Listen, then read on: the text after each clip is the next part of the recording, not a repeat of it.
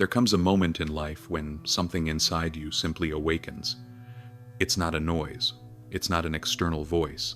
It's as if a light turns on in a dark room of your soul that you didn't even know existed. And suddenly, everything changes. You're driving to work on the same route as always when a strange feeling grips your chest. It's as if you're living someone else's life. You look around and think, is this really what I want from my life? Or maybe you're lying in bed, trying to sleep, when a question pops into your head out of nowhere. What is the real purpose of my existence? These aren't ordinary questions. They come from a much deeper place. They are the first sign that something greater is happening to you, something that goes beyond routine, beyond what you always believed to be normal. Millions of people around the world go through this same experience, and most don't understand what's happening. Some ignore it. Others try to silence that inner voice with more work, more entertainment, more anything that distracts them from that growing discomfort. But you're here. You made it to this video because something inside you recognizes that feeling. You know you're not alone in this strange and at the same time fascinating journey that is spiritual awakening. Spiritual awakening doesn't happen overnight. It's a process, a journey with well-defined stages. And knowing exactly where you are on this journey can mean the difference between years of confusion and a conscious, directed transformation. In the next few minutes, you'll discover the 5 stages of spiritual awakening. More importantly, you'll identify which stage you're in right now and what you need to do to move forward. Because once you understand the map, the journey becomes much clearer. I promise you one thing: if you stay until the end of this video, you will never feel lost in this journey again. You'll have clarity about where you are and where you're headed. And that clarity, it changes everything. Imagine you're in a dense forest, not knowing exactly where you are or where you need to go. You have 2 choices: wander around hoping to stumble upon an exit by chance, or grab a map that shows exactly where you are and what the best route is. Spiritual awakening works exactly like that. When you don't have a map, you get lost, confused, sometimes even desperate. But when you understand the stages of this journey, everything makes sense. These 5 stages aren't a modern invention. They've been observed for millennia by different spiritual traditions around the world. Sufi mystics speak of them. Buddhist masters understand this progression, and shamans of the Americas have always known these cycles. The first stage is the call. It's when something inside you awakens and begins questioning everything. The second is the seek, when you run around searching for answers in every possible place. The third is the dark night of the soul, the most challenging moment when it seems like everything is falling apart. The fourth is the true awakening, when clarity finally arrives. And the fifth is integration, when you learn to live this new consciousness in the real world. Each stage has its own challenges, its own lessons, and its own dangers. Skipping stages doesn't work. Trying to force the process usually delays it even more. But when you understand where you are, you can work with the process instead of fighting against it. Most people get stuck in one of the first 3 stages. They answer the call, but don't know how to respond. They enter the seek, but get lost in overload of information. Or they reach the dark night and give up, because no one told them this phase is temporary and necessary. Knowing these stages isn't just interesting information, it's power. It's the difference between suffering without purpose and growing consciously. It's the difference between years of confusion and a guided transformation. Many people ask me, how long does each stage last? The answer is, it depends. Some people spend months in the first stage, others spend years. Some go through the dark night in weeks, others take years to emerge. Everything following the script society wrote for you. And then, out of nowhere, a question arises. Is this all there is? That question marks the beginning of the first stage of spiritual awakening, the call. It's as if something inside you wakes from a deep sleep and begins looking around, questioning everything that always seemed normal. During the call, you start feeling unease you can't explain.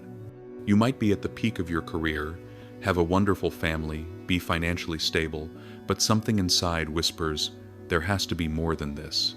This feeling can come in different forms. For some, it's growing dissatisfaction with their job. For others, it's a sense of emptiness even when everything seems to be going well. Some feel like they're playing a role that isn't really theirs.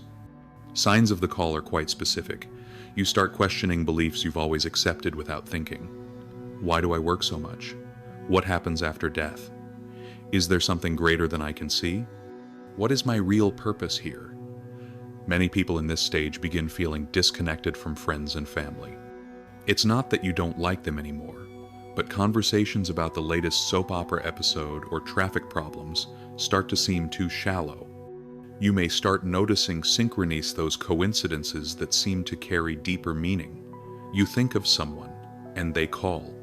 You have a question in your head and find the answer in a book someone left on the bus. The call also brings heightened sensitivity. You might cry more easily, feel energies from those around you, or have more vivid symbolic dreams. It's as if your spiritual senses are waking up after years of slumber. But here's the danger of the first stage. Many people try to ignore this call. They ramp up the intensity of normal life to drown out that inner voice.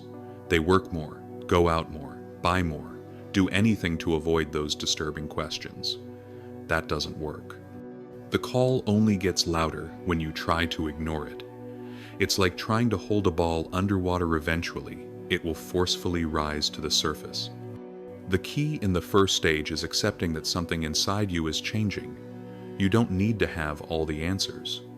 You just need to acknowledge that the questions are valid and that you deserve to explore these deeper issues. The call is an invitation. It's life asking, are you ready to discover who you really are? The answer you give to that invitation determines whether you move on to the next stage or stay years fighting against your own evolution. Stage 2, the desperate search. After you accept the call, something interesting happens. You become a spiritual sponge. Suddenly, you want to absorb everything there is about spirituality, personal development, consciousness, and life purpose. Welcome to the second stage, the desperate search. And yes, I use the word desperate, because that's exactly what it is. You feel an almost physical urgency to find answers, as if your life depended on it. In this stage, you've probably already read dozens of books on spirituality. Your YouTube history is full of talks on consciousness, videos on meditation, spirituality channels. You've saved hundreds of inspiring Instagram posts and might have even started following gurus and spiritual masters. The search has a very specific trait. It's intense and scattered at the same time. You want to try everything. Mindfulness meditation on Monday, yoga on Tuesday, ayahuasca on the weekend, crystals, tarot, numerology, astrology. You collect practices as if they were cards from a magic deck. But here's the problem. The more you search, the more confused you become. Each book presents a different approach. Each guru has their own method. Each spiritual tradition speaks a language that seems to contradict the others. You might be doing Tibetan meditation in the morning, reading about shamanism at lunch, and watching quantum physics lectures at night, and at the end of the day you feel more lost than when you started. The second stage also brings a compulsive need to share everything. Another classic sign of the search is the workshop syndrome. You go from course to course, retreat to retreat, always looking for that technique or teaching that will finally give you all the answers. You might spend a lot of money during this phase, buying courses, books, crystals, incense, everything that promises to accelerate your spiritual growth. The truth is that during the search, you're looking for answers outside yourself because you haven't yet learned that they're inside. You're trying to build a spiritual identity, but don't understand that true spirituality goes far beyond practices and knowledge. The danger of the second stage is getting addicted to the search itself. Some people spend decades collecting knowledge, techniques, and experiences, but never really go deep into any practice. They become spiritual tourists, always visiting, never staying. To get out of the desperate search, you need to understand one fundamental thing. Less is more. Instead of trying to absorb everything, choose a few practices and go deep with them. Instead of reading another book, practice what you've already learned. The second stage is necessary, but it's not a place to live.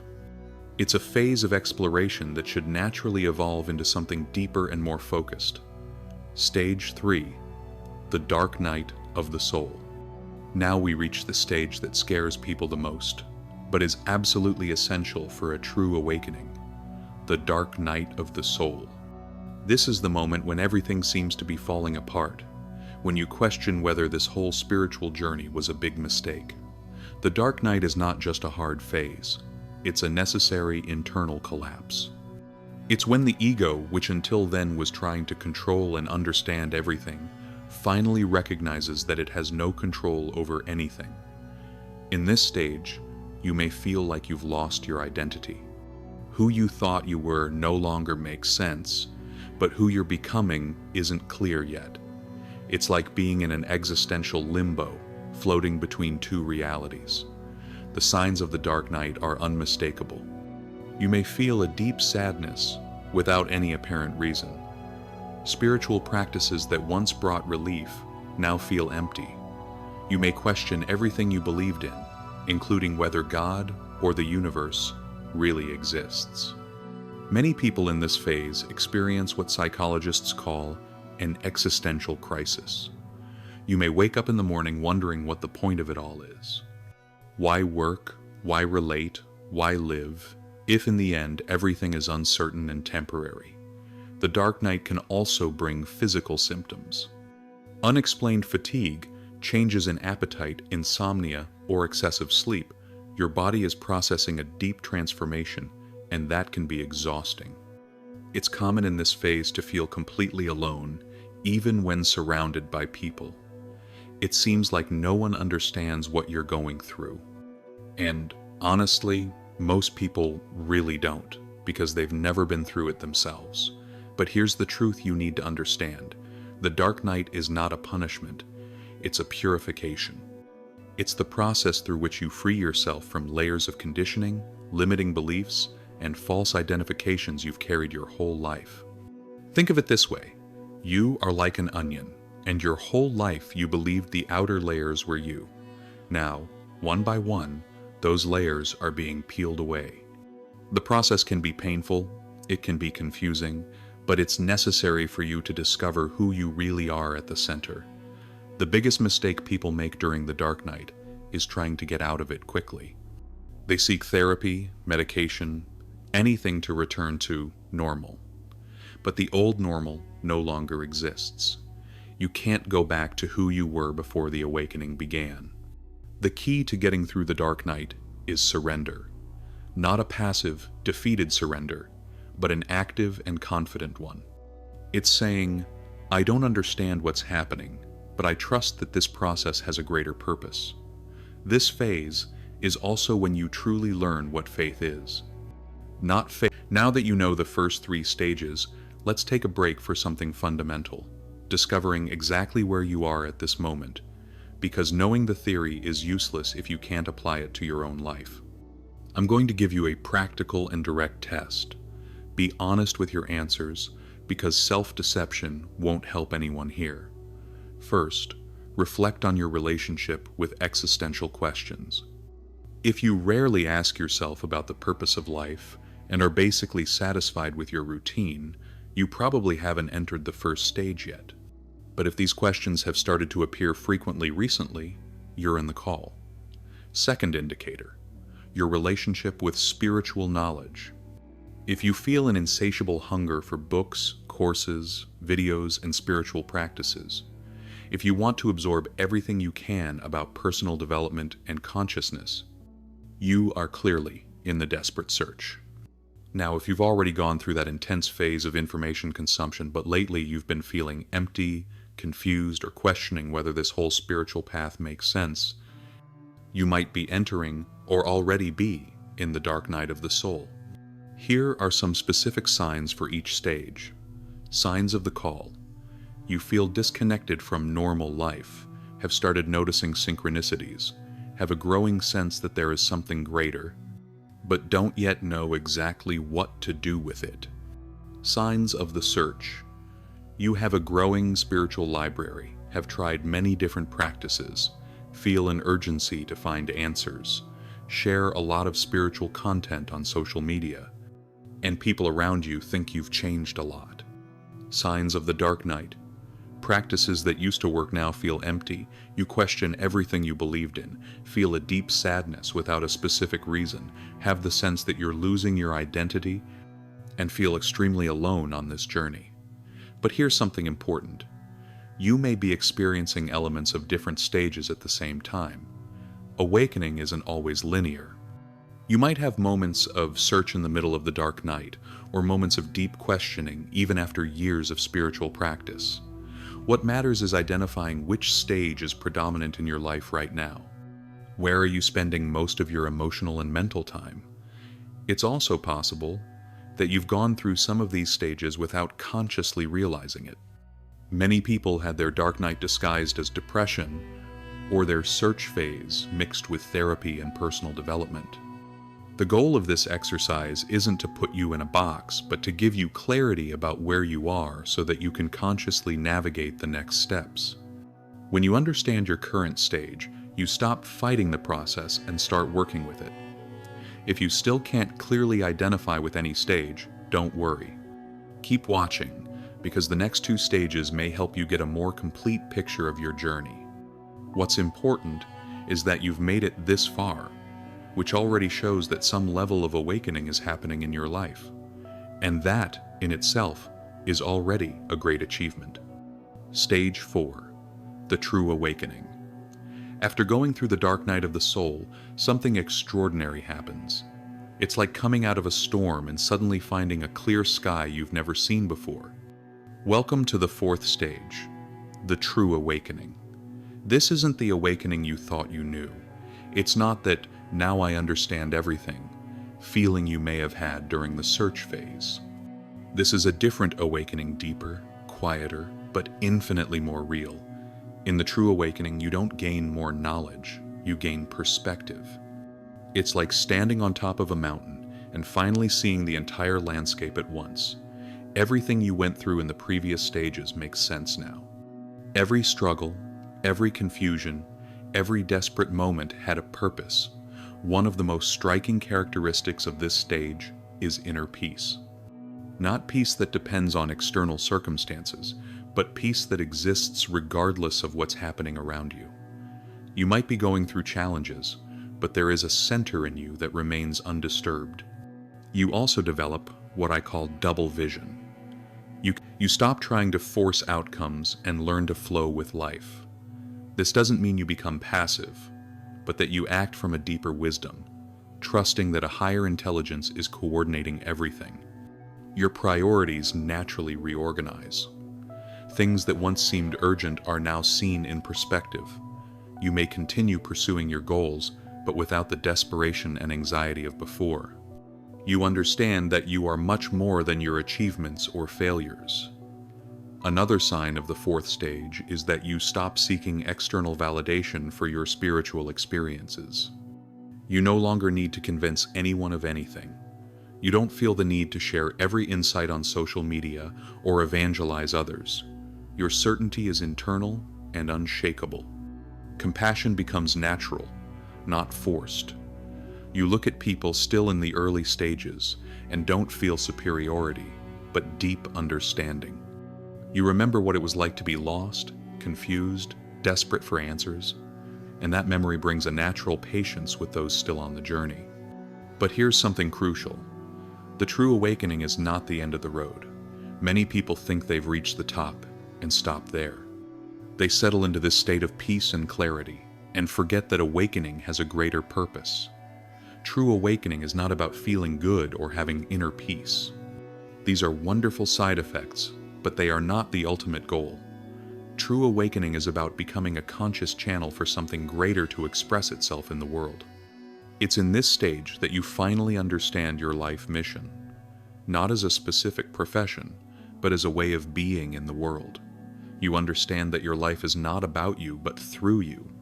You are an instrument through which greater consciousness experiences and expresses itself. Many people confuse moments of awakening with the true awakening.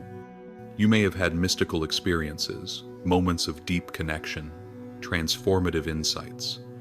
All of that is valid and important, but the true awakening is when that awareness becomes your natural state, not just sporadic experiences. The difference between awakening and enlightenment is that in awakening you still maintain your individuality, but now you know that individuality is an expression of something much greater. You don't lose your personality, but it becomes transparent. Stage 5, integration and service. The fifth and final stage is where your entire spiritual journey finally serves the world in a practical way. Integration and service is when you learn to live your awakening in your day-to-day life, turning your inner realization into outer contribution. This stage answers a fundamental question. Now that I've awakened, what do I do with it? Because awakening just to sit in lotus position contemplating the universe is not the final goal. The goal is to bring that expanded awareness into everyday life and use it to uplift everything around you. In integration, you learn to be spiritual while paying bills, meditate while in traffic, and maintain your connection to the sacred while dealing with difficult people at work. You discover that there is no separation between spiritual life and everyday life. It's all one and the same. One of the biggest characteristics of this stage is that you stop living two separate lives. You're no longer one person at work and another person at a spiritual retreat. You are you, authentic and integrated in every context. Your spirituality is no longer something you practice, it's something you are. In service, you understand that your awakening wasn't for your personal benefit. It was so that you could become an agent of transformation in the world. This doesn't necessarily mean you'll become a guru or spiritual teacher. It means that your very presence, just the way you are, uplifts the people and situations around you. You might be a conscious parent, raising children who are already born with a higher awareness. You might be a professional who brings integrity and compassion into the workplace. You might be a friend who offers wiser perspectives in difficult times. Service in the fifth stage isn't forced or dramatic. It's natural, like a tree bearing fruit. You don't need to try hard to serve. Service flows naturally from your way of being. Your life becomes a silent offering to the world. In this stage, you understand that your energy affects everything around you, so you become aware of the frequency you're emanating. You don't let your bad moods contaminate the environment. You become a guardian of the energetic quality of the spaces you occupy. Integration also means that you stop escaping the world to connect with the spiritual. You find the sacred in the mundane. Washing dishes becomes meditation. Talking to your neighbor becomes a practice of compassion. Working becomes a way of serving. But here's something important. Reaching the fifth stage doesn't mean you stop growing. Growth continues, but now it's no longer about you gaining something. It's about becoming an increasingly transparent channel for something greater to express itself through you. People in the integration and service stage often don't even realize the impact they're having. They're not trying to impress or consciously transform anyone, but their authentic presence touches people in a way that words cannot explain. If you're wondering how to accelerate your connection with this higher purpose and raise your energetic frequency to serve more consciously, I have something special to share with you. There is an ancient practice that can completely transform your vibration in just 21 days: conscious gratitude. When you practice gratitude in a systematic and conscious way, you literally reprogram your energetic frequency. You shift from a vibration of scarcity to one of abundance. And in that high vibration, you become a magnet for experiences and opportunities aligned with your greater purpose. If you want to master this connection with the universe and learn to consciously manifest your reality, I invite you to the Quantum Thinking Challenge 21-day schedule, where you will reprogram your mind, raise your vibration, and unlock your full energetic potential. For 3 weeks, you'll have daily practices to transform your frequency and start attracting everything you desire. The first participants have already sent me amazing achievements that are showing up in their lives. Are you ready for yours too? Access it in the first pinned comment. Every journey has its dangers, and spiritual awakening is no exception. Knowing these pitfalls isn't to scare you, but to prepare you. When you know where the potholes in the road are, you can avoid them or at least cross them consciously. In the first stage, the call, the greatest danger is denial. Many people feel the call but are afraid to follow it because it means leaving their comfort zone. They may try to silence that inner voice with more work, more entertainment, more of anything that distracts them. The problem is that the more you ignore the call, the louder it gets until life forces a crisis to make you pay attention. Another danger of the call is what I call weekend spirituality. You recognize that something is changing, but try to fit it into your life without actually changing anything. You go to a retreat now and then, read a few books, do some meditations, but continue living exactly the same way as before. This creates an internal fragmentation that can become very uncomfortable. In the desperate search, the number one danger is getting lost in information. You can spend years consuming spiritual content without ever actually practicing anything deeply. You become a theoretical expert in spirituality, but never have real transformational experiences. Another danger of the search is what Buddhists call spiritual shopping. You jump from practice to practice, from tradition to tradition, always looking for something new and more exciting. You never go deep enough into anything to reap real rewards. The search also brings the rise of the spiritual ego. You may start feeling superior to those who haven't awakened yet. You judge those who don't meditate, who don't read spiritual books, who don't understand the concepts you're learning. This is the ego hijacking spirituality to feel special. The dark night of the soul has its own unique dangers. The first is giving up. Since this phase is intensely difficult, many people stop here. They decide the whole spiritual journey was a mistake and try to return to normal life. But once awakening begins, there is no going back. The dark night must be walked through, not avoided. In the true awakening, the main danger is stagnation. You reach a state of peace and clarity and think, okay, I've arrived. You get comfortable in that good feeling and stop growing. But true awakening is a beginning, not an end. Another danger of the fourth stage is spiritual isolation. You may feel so different from those around you that you withdraw from the world. You prefer to stay in your bubble of peace instead of engaging with the complex reality of human life. In the stage of integration and service, the danger is the savior complex. You might become obsessed with saving everyone, trying to force others to grow.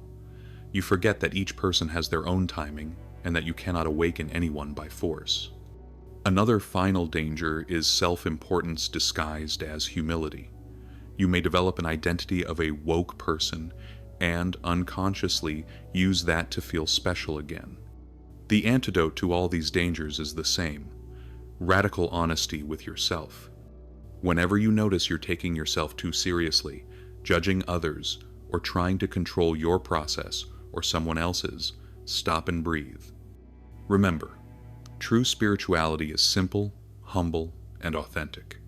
Now that you understand the stages and dangers, let's get to what really matters: how to consciously accelerate your spiritual evolution. Because while you can't skip stages, you can definitely move through them more efficiently and less painfully. The first thing you need to understand is that resistance is what delays the process the most. Every time you fight against the stage you're in, you get stuck in it longer. The key is active acceptance. Okay, I'm in this stage. What does it have to teach me? For each stage, there are specific practices that accelerate your evolution. If you're in the call, the most important practice is cultivating inner silence. Start with short meditations, even if it's just 5 minutes a day. The goal isn't to stop thoughts, but to create space to hear that inner voice that's calling you. Also, practice conscious questioning. Instead of running from existential questions, embrace them. Write your questions in a journal and observe how they evolve. If you're in the desperate search, The antidote is focus and depth. Choose at most 3 practices and commit to them for at least 3 months. It could be meditation, yoga, and contemplative reading. Or it could be prayer, walks in nature, and reflective journaling. What matters isn't what you choose, but that you choose and go deep. Also, stop consuming so much spiritual content. Instead of reading another book, practice what you've already read. Instead of watching another video, reflect on what you've already seen. Transformation happens in practice, not in consuming information. If you're in the dark night, the main practice is conscious surrender. This doesn't mean giving up on life, but stopping the attempt to control a process that is beyond your control. Develop a daily surrender practice. It could be through prayer, meditation, or simply saying, "I surrender this day and trust the process." It's also essential to have compassion for yourself during this phase. Treat yourself as you would a dear friend.